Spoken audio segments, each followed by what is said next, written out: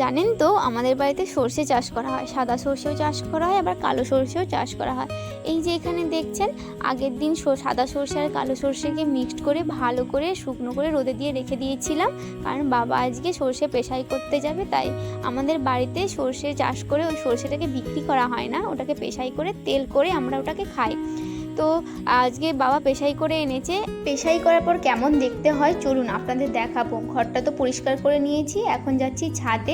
জানেন তো এটা বর্ষাকাল, এখন তো রোদ বেরোয় না, কিন্তু আজকে হালকা ফুলকা রোদ বেরিয়েছে, তাই মা অনেক কিছু শুকনো করতে দিয়ে দিয়েছে ছাদে।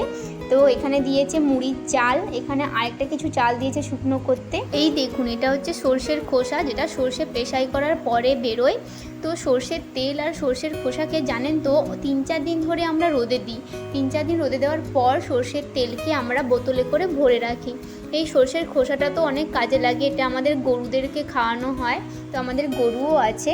আর এই দেখুন সর্ষের তেল, জানি না ক্যামেরাতে কেমন দেখাচ্ছে, 3-4 দিন রোদে দেওয়ার পর সর্ষের তেলের কালারটা খুব সুন্দর আসে। এখানে রোদে দেওয়া আছে দেখুন এক ধরনের বীজ ধান। আপনাদের তো বলেইছিলাম যে আমাদের ধান চাষ হয়, তাই বীজ ধান নিয়ে এসে বীজ ধানটাকেও রোদে দিতে হয়। তো হালকা রোদ বেরিয়েছে, তাতেই মা কত কিছু রোদে দিয়েছে, তাই বললো যে ছাদে যা, ছাদে গিয়ে সব পাহারা দিবি, বৃষ্টি এলে নিয়ে নিবি। আকাশে তো মেঘ হয়ে আছে, তাই আমি এসেছি ছাদে পাহারা দিতে।